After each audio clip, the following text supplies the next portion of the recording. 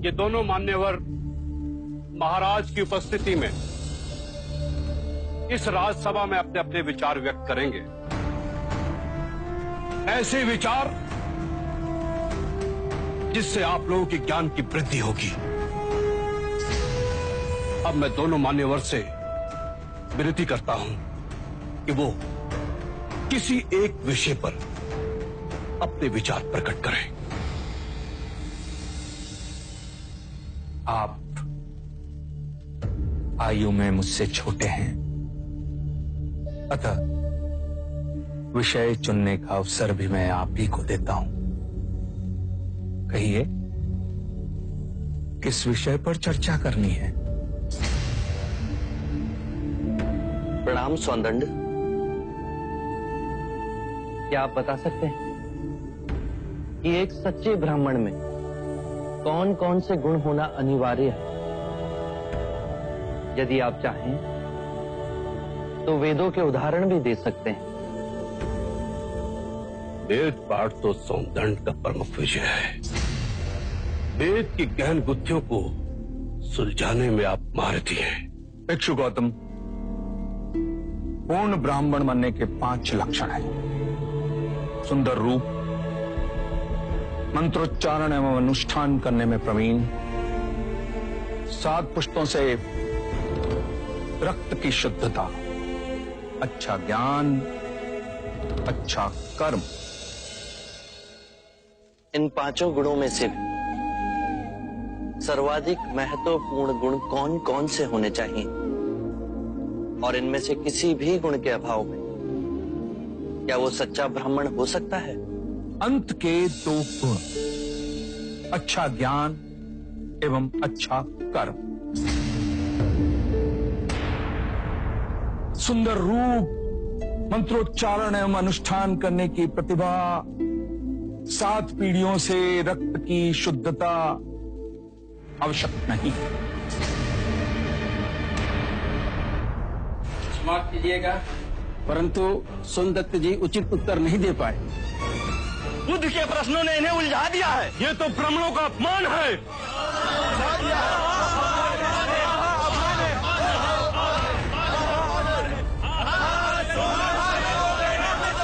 आदरणीय सभागण, यदि आप सौंदर्य में आस्था रखते हैं तो कृपया कर शांत हो जाइए। उन्हें अपनी बात कहने दें। यदि आप उनमें आस्था नहीं रखते तो आप में से जो चाहे इस विषय की चर्चा को आगे बढ़ा सकता है। मैं आप सभी के प्रश्नों के उत्तर दूंगा।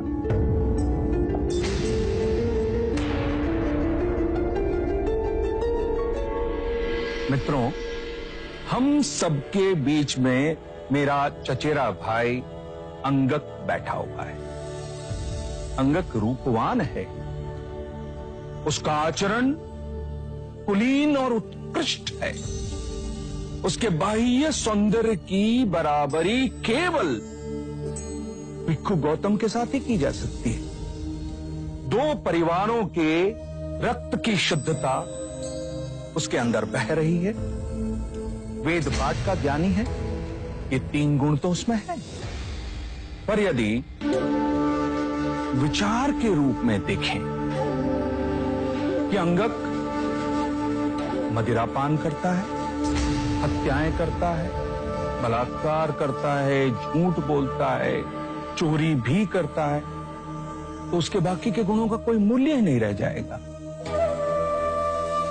अतः मित्रों, सदकर्म और ज्ञान ही सर्वोपरि है पूर्ण ब्राह्मण बनने के लिए। इन दोनों गुणों में से भी सर्वोत्तम गुण आप किसे समझते हैं? सदकर्म और ज्ञान 2 नहीं हो सकते। जैसे एक हाथ दूसरे हाथ को और एक पैर दूसरे पैर को साफ करता है, उसी तरह सदकर्म और ज्ञान एक दूसरे के पूरक होते हैं। सदकर्म आपके विवेक को प्रकाशमान बनाता है और विवेक से किया कर्म आपको धार्मिक बनाता है। और यही जीवन का गूढ़ मंत्र है। उत्तम, अति उत्तम सोनदन, आप हमारी आशा पे खरे उतरे।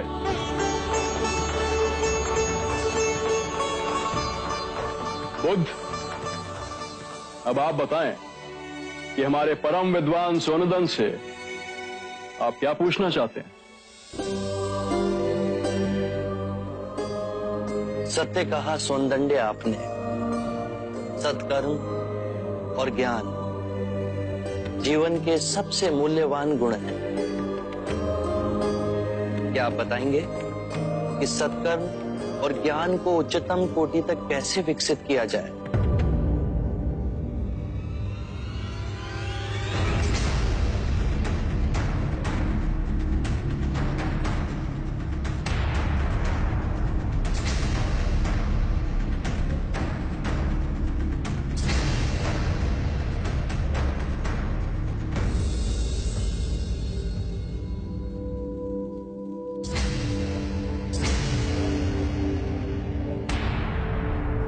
हे करुणा निदान, इस विषय में आप ही हमारा मार्ग निर्देश करें। हम तो केवल सिद्धांत जानते हैं, किंतु आप बुद्ध बन परम सत्य को प्राप्त हुए हैं। हे परम पुरुष, आप ही बताएं, सद्कर्म और ज्ञान की उच्चतम कोटि तक कैसे पहुंचा जा सकता है? आत्म मुक्ति के 3 चरण हैं: शीलाचार, ध्यान और ज्ञान।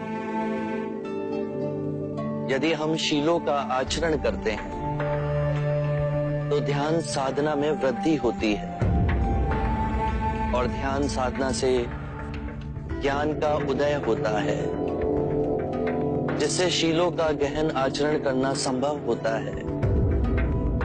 इसके द्वारा काम, क्रोध, मोह, माया, तृष्णा से दूर हो आत्म मुक्ति, शांति और आनंद को प्राप्त कर सकते हैं।